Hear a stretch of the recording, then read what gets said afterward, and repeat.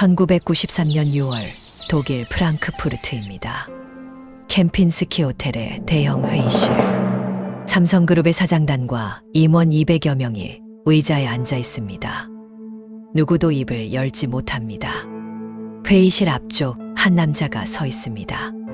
넥타이를 풀지도 자리에 앉지도 않은 채 무표정한 얼굴로 입을 엽니다. 마누라와 자식 빼고 다 바꿔. 그 한마디가 떨어지자 회의실 공기가 굳었습니다. 200명의 임원 중 누구 하나 눈을 마주치지 못했습니다. 그는 멈추지 않았습니다. 1시간, 2시간, 3시간, 11시간 동안 쉬지 않고 말했습니다. 삼성의 제품이 세계 시장에서 어떤 취급을 받고 있는지, 자신이 직접 매장을 돌며 무엇을 받는지, 일본 제품 옆에 놓인 삼성 제품이 얼마나 초라했는지. 그의 목소리는 낮았지만 그 안에 담긴 분노는 회의실 벽을 흔들었습니다. 이 남자가 누구였을까요? 대한민국에서 가장 큰 기업의 수장, 창업주의 아들이자 셋째라는 이유로 누구도 후계자로 예상하지 못했던 사람이었습니다. 어린 시절 부모 곁을 떠나 홀로 일본 유학길에 올랐던 외톨이 소년. 말수가 적고 내성적이어서 과연 저 사람이 삼성을 이끌 수 있겠느냐는 의심을 받았던 사내였습니다. 그런 그가 대한민국 경제사를 다시 쓰는 결단을 내렸습니다. 누군가의 타고난 운명이라고 부를 수도 있고 누군가의 필사적인 선택이라고 부를 수도 있습니다. 사람은 태어난 자리가 미래를 결정하는 걸까요? 아니면 어떤 순간에 무엇을 선택하느냐가 운명을 가르는 걸까요? 그 답을 찾기 위해 지금부터 시간을 되돌려 보겠습니다. 오늘의 선악록 주인공은 삼성 이건희 회장입니다.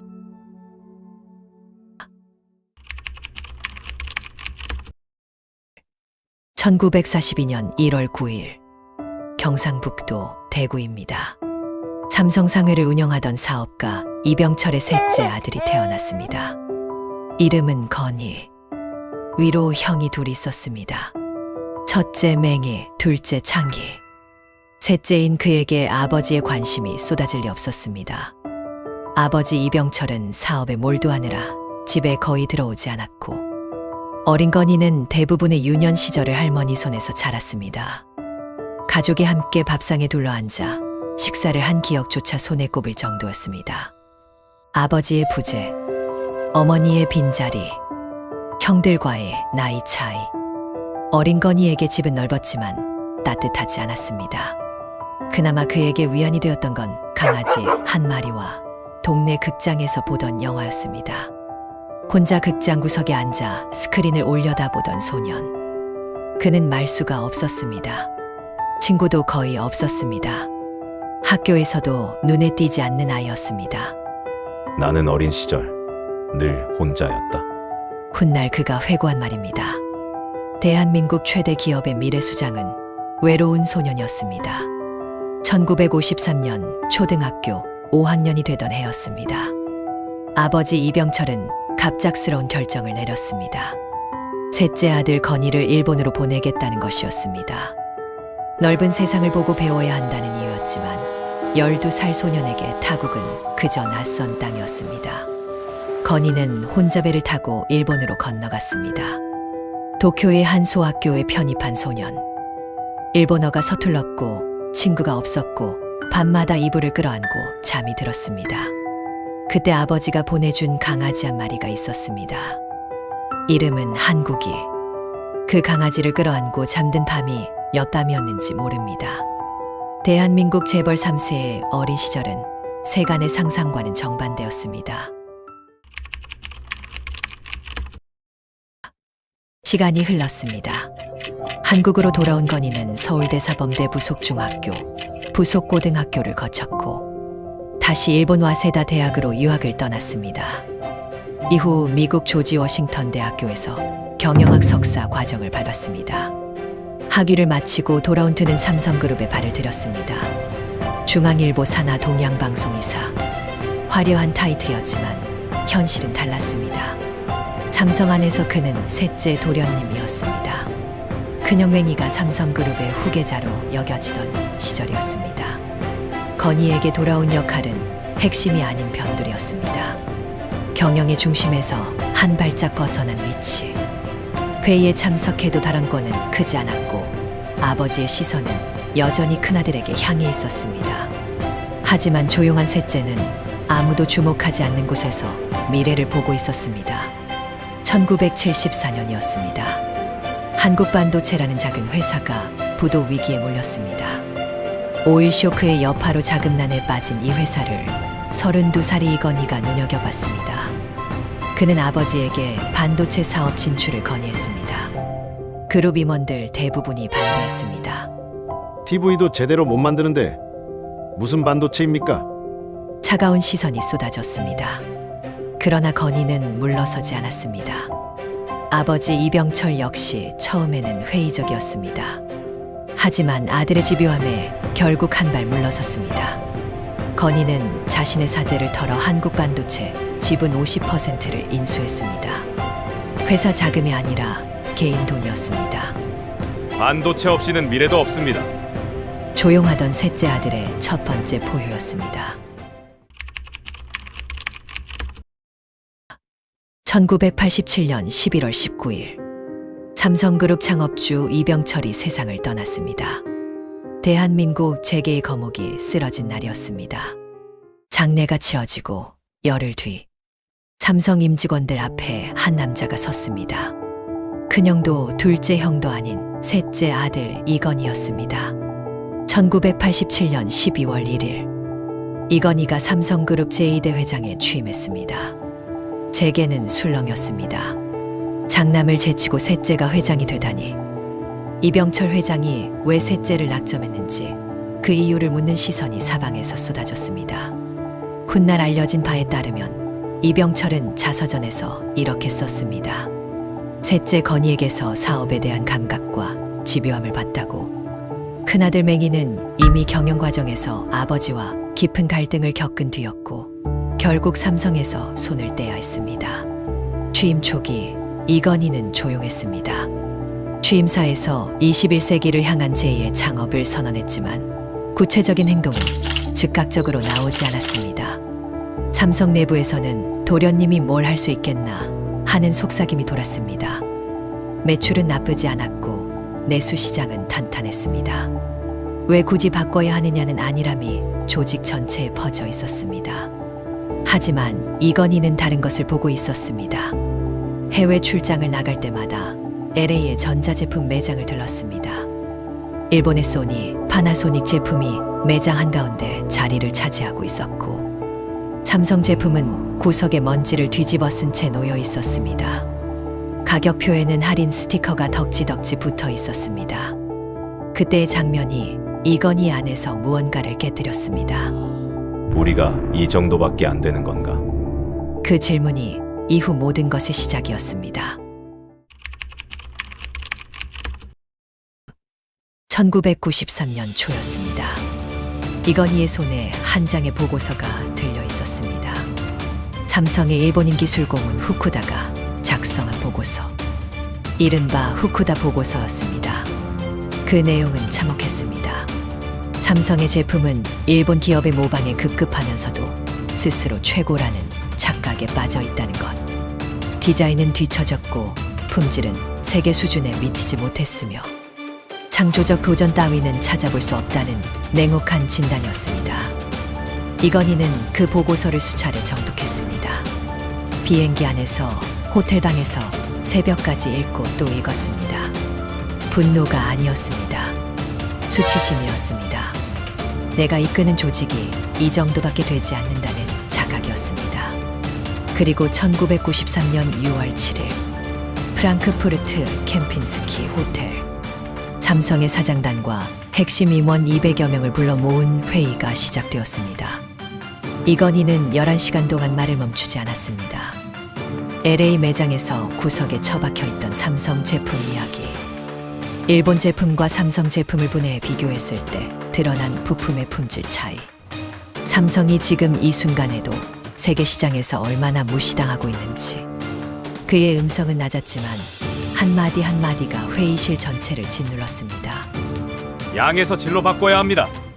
지금 이대로 가면 삼성은 분명 망할 겁니다. 그날의 선언은 훗날 프랑크푸르트 선언이라 불렸습니다. 삼성 신경영의 출발점이었습니다. 이후 이건희는 7시 출근 4시 퇴근 제도를 도입하고 조직 문화 전반을 뒤흔들기 시작했습니다. 하지만 변화는 즉각적으로 오지 않았습니다. 임원들은 표면적으로는 따랐지만 속으로는 지금도 잘 나가는데 왜 이러나 하는 분위기가 여전했습니다. 일본인 상무 요시카와 료조는 훗날 이렇게 회고했습니다. 이건희 회장이 아무리 위기를 부르짖어도 임직원들에겐 소귀의 경이 끼었습니다. 변화의 씨앗은 뿌려졌지만 아직 싹이 트지 않았습니다. 하지만 그 씨앗이 폭발하는 순간이 있었습니다. 경북 구미 삼성전자 공장 운동장 1995년 3월의 어느 날이었습니다. 거대한 불길이 하늘로 치솟았습니다. 그리고 그 불길 속으로 500억 원어치의 제품이 던져지고 있었습니다. 누가 왜 이 모든 것을 불태우라고 명령했을까요? 1995년 초였습니다. 삼성전자의 무선전화기 사업부에서 심각한 문제가 터졌습니다. 품질이 갖춰지지 않은 상태에서 무리하게 생산을 밀어붙인 결과 불량률이 11.8%까지 치솟았습니다. 시중에 판매된 휴대폰 중 상당수가 고장나거나 제 기능을 하지 못했습니다.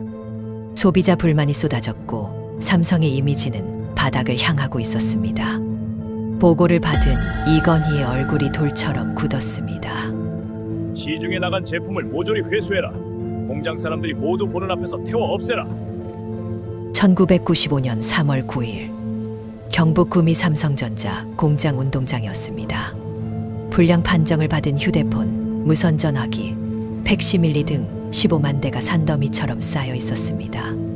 그 금액만 약 500억 원. 공장 직원 2천여 명이 운동장에 도열했습니다. 그들의 손에는 해머가 쥐어져 있었습니다.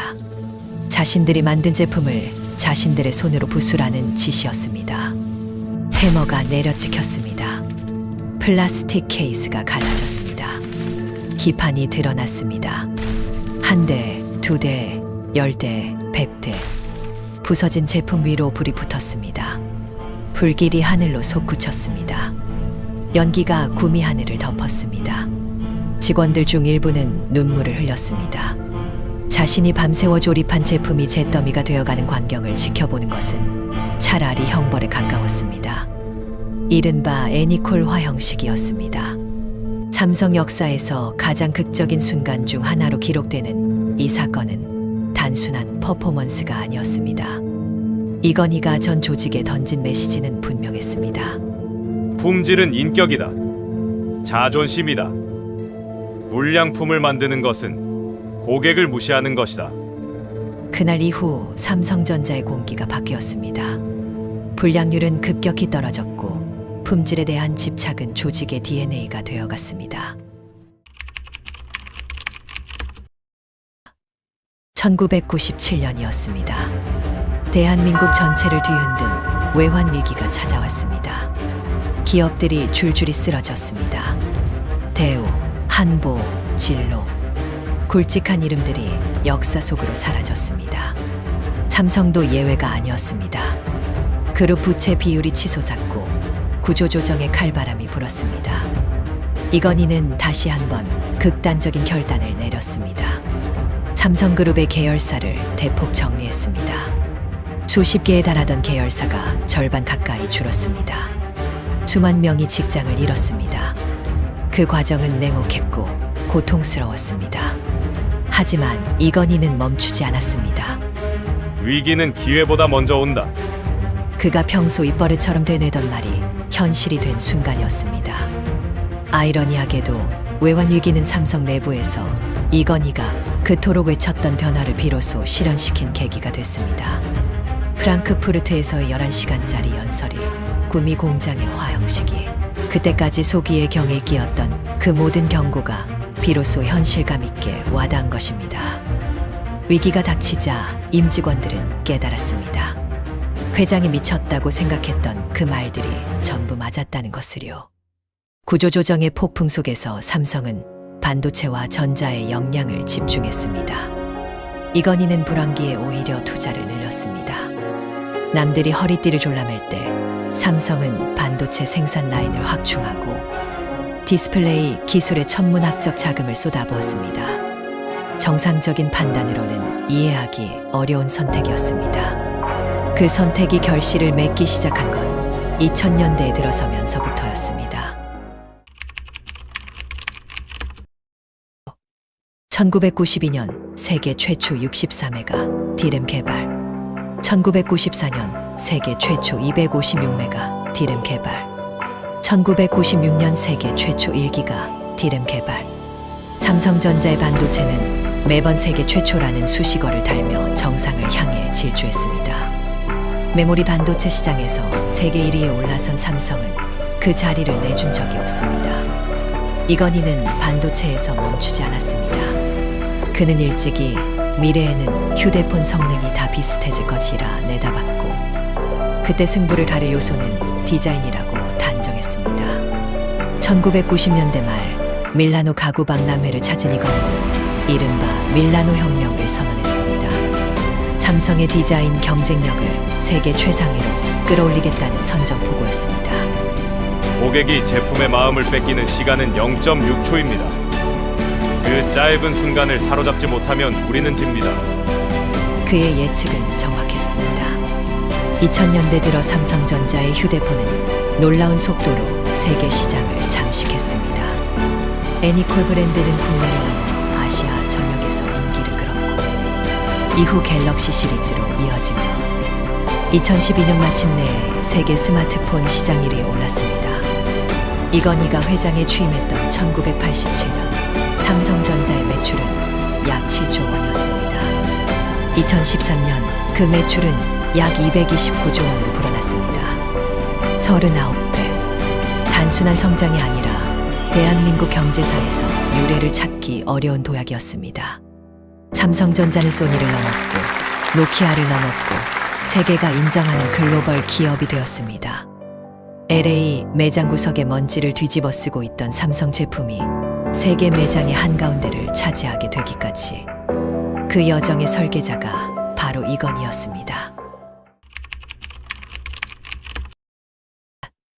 2014년 5월 10일 밤이었습니다. 서울 용산구 이태원동 자택. 이건희가 갑자기 쓰러졌습니다. 급성 심근경색이었습니다. 심장이 멈췄고 심폐소생술이 이루어졌습니다. 가까스로 소생한 그는 삼성서울병원으로 이송됐습니다. 중환자실, 집중치료. 한때 의식을 되찾아 재활치료를 받기도 했지만 이전에 그로 돌아오지는 못했습니다. 그날 이후 이건희는 병상을 떠나지 못했습니다.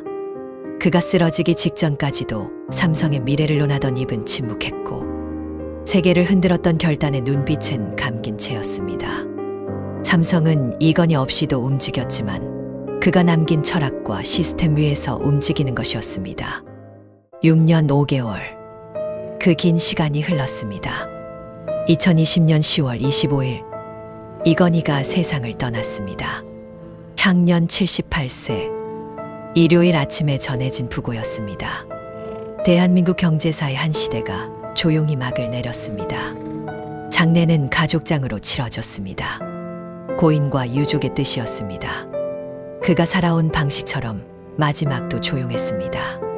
삼성서울병원을 떠나는 운구차 앞에 삼성 직원들이 묵묵히 서 있었습니다. 누구도 말을 하지 않았습니다. 울음소리만이 가을바람 사이로 번졌습니다. 그가 떠난 자리에 남은 것은 무엇이었을까요? 세계 1위 반도체 기업, 스마트폰 시장의 절대 강자, 그리고 위기를 입버릇처럼 되뇌던 한 남자의 목소리였습니다. 이건희. 그는 삼성그룹 창업주의 아들로 태어났습니다. 누군가는 말합니다. 재벌 집안에서 태어났으니 성공은 정해진 것이었다고. 돈과 기회가 넘쳐나는 환경에서 자랐으니 누가 그 자리에 앉아도 비슷한 결과를 만들었을 거라고. 정말 그럴까요? 그는 어린 시절 부모 곁을 떠나 홀로 타국에서 자란 외톨이였습니다. 셋째라는 이유로 후계자 명단에서 밀려나 있던 사람이었습니다. 아무도 주목하지 않을 때 사제를 털어 반도체라는 미지의 세계에 뛰어든 사람이었습니다.